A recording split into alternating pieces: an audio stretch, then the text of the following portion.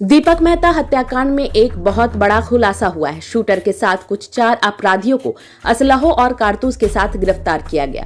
यहां तक कि अपराध में प्रयुक्त की गई बाइक भी बरामद की गई। आज पटना एसएसपी की प्रेस वार्ता में इस कांड के संबंध में प्राप्त सूचनाओं के आधार पर मृतक दीपक मेहता की हत्या जमीनी विवाद के कारण की गई थी। आपको बता दें कि रात्रि करीब 9:30 बजे दानापुर थाना अंतर्गत नासरीगंज पुलिस चौकी के समीप मोटरसाइकिल सवार 3-4 अज्ञात हथियारबंद अपराधियों ने दीपक मेहता की गोली मारकर हत्या कर दी थी, जिसकी तत्काल सूचना पर वरीय पुलिस अधीक्षक पटना द्वारा नगर पुलिस अधीक्षक पश्चिमी पटना के नेतृत्व में कांड के उद्भेदन एवं अपराधियों की गिरफ्तारी हेतु एक विशेष टीम का गठन किया गया, जिसमें पुलिस अधीक्षक दानापुर, थानाध्यक्ष रूपसपुर, खगौल, शाहपुर, दीघा, SIU एवं 100 डायल को शामिल किया गया। अवगत है कि 28 मार्च 2022 की रात्रि 9:30 बजे एक जो उपाध्यक्ष हैं दानापुर नगर परिषद के श्री दीपक मेहता, जब वो अपने घर पे एक फंक्शन से लौट रहे थे तो उनका जो घर है न्यू मिथिला कॉलोनी दानापुर थाना क्षेत्र में नासरीगंज पुलिस चौकी के पास, तो जैसे घर के पास पहुंचे थे, गाड़ी से उतरे थे, तो उसी क्रम में 3 से 4 की संख्या में जो अपराधकर्मी थे मोटरसाइकिल पे आए थे एवं उनके ऊपर फायरिंग किया था। तकरीबन 5 गोली फायरिंग हुआ था, जो 3 उनको लगा था। उसके बाद उनको पारस हॉस्पिटल लेकर जाया गया था, वहाँ पे उनकी डेथ हो गई थी। इसी संदर्भ में दानापुर में अज्ञात अपराधकर्मियों के विरुद्ध केस दर्ज हुआ था। ये काफ़ी चर्चित मामला था, क्योंकि जो मृतक दीपक मेहता थे वो राजनीति से भी जुड़े हुए थे और नगर परिषद के उपाध्यक्ष भी थे। तो क्योंकि मामला अज्ञात लोगों के खिलाफ था, तो उसी समय फिर एक विशेष अनुसंधान दल का गठन किया गया नगर पुलिस अधीक्षक पश्चिमी के नेतृत्व में, जिसमें अनुमंडल पुलिस पदाधिकारी दानापुर वो इसका SIT का नेतृत्व कर रहे थे। इसके अतिरिक्त थानाध्यक्ष दानापुर, थानाध्यक्ष रूपसपुर, थानाध्यक्ष खगौल, थानाध्यक्ष शाहपुर, देन हमारी SIU की टीम, पाटलिपुत्रा की टीम, थानाध्यक्ष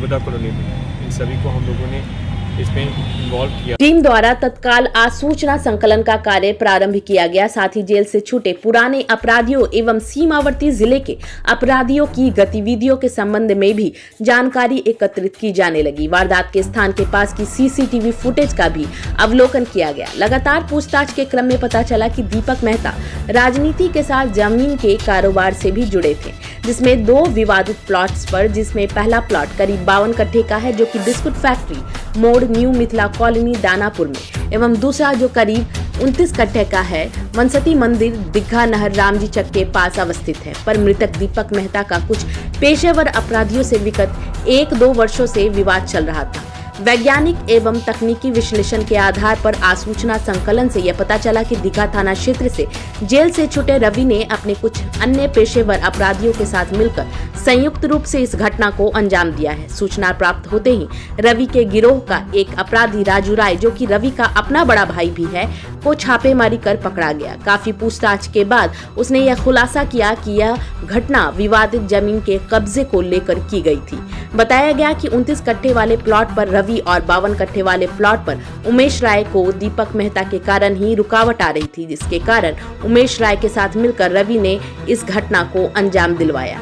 घटना में प्रयुक्त की गई एक FJ बाइक का प्रयोग भी किया गया था, जिसे हत्या के बाद PNM मॉल के पास छोड़ देना तय हुआ था, ताकि उसे वहां से बाद में हटा दिया जाए। इसमें जो हम लोगों को शुरू के क्लूज मिले थे, जो मृतक हैं उनके परिजन हैं, उनसे हम लोगों ने बहुत विस्तृत बातचीत की थी, विभिन्न स्तरों में बातचीत की थी। तो इसी क्रम में हमको पता चला कि जो मृतक दीपक मेहता है, ज़मीन के कारोबार के साथ बहुत देर से जुड़े भी हुए हैं। उसके बाद हम लोगों ने जो आसपास के जितने भी CCTV फुटेज थे, उनका हमारा डायल 100 की टीम ने और SIU की टीम ने विश्लेषण किया, तकनीकी अनुसंधान किया गया। इसी क्रम में हम लोगों ने निबंधन कार्यालय से जो मृतक दीपक मेहता के साथ जुड़े हुए विभिन्न रजिस्ट्री के, वो भी हम लोगों ने डिटेल्स प्राप्त किए। और इसी जब हम लोग उसका विश्लेषण कर रहे थे, तो हम लोगों को पता चला कि बहुत सी ज़मीनें जो दानापुर थाना क्षेत्र में है, दीघा थाना क्षेत्र पे है, उस पर कुछ ज़मीनें मृतक के नाम पे रजिस्टर्ड थी, कुछ पे उनके नाम पे एग्रीमेंट था, कुछ में उनमें बहुत से कुछ प्लॉट्स विवादास्पद थे। इसी में फिर परिजनों से इसकी संपुष्टि भी किया गया।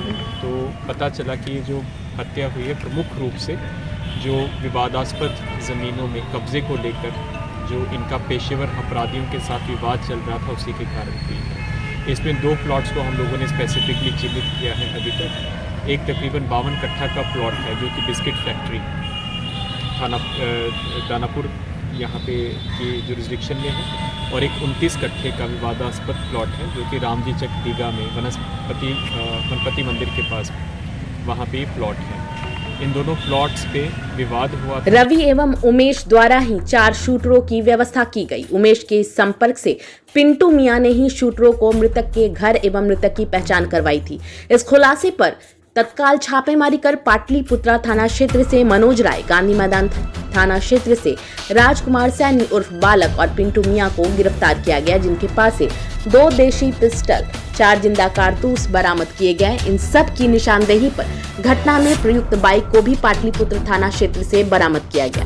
अनुसंधान के क्रम में यह पता चला कि गिरफ्तार राजू गोप का मृतक दीपक मेहता एवं उसके बड़े भाई सूरज मेहता के साथ जमीन के लेन देन को लेकर संबंध रहा है। बाद में इनके बीच जमीन के कारोबार को लेकर वैमनस्य एवं कटुता उत्पन्न हुई, जो कि घटना का प्रमुख कारण बना। पकड़ाए गए अभियुक्त द्वारा घटना में शामिल अन्य अभियुक्तों के नामों का भी खुलासा किया गया, जिसे अनुसंधान के दृष्टिकोण से गोपनीय रखा गया है। हाँ, बिल्कुल। इन चारों का आपराधिक रिकॉर्ड है। जो राजू गोप है, रवि गोप का बड़ा भाई है। एक गोलीबारी की घटना हुई थी दीघा थाना क्षेत्र में, उसमें ये अपराधी रहा है। जो मनोज राय गिरफ्तार हुआ है, सेंट्रल राइफल आयुक्त है। इसके ऊपर पहले 3 आपराधिक केसेस रहे हैं श्री कृष्णापुरी में। ये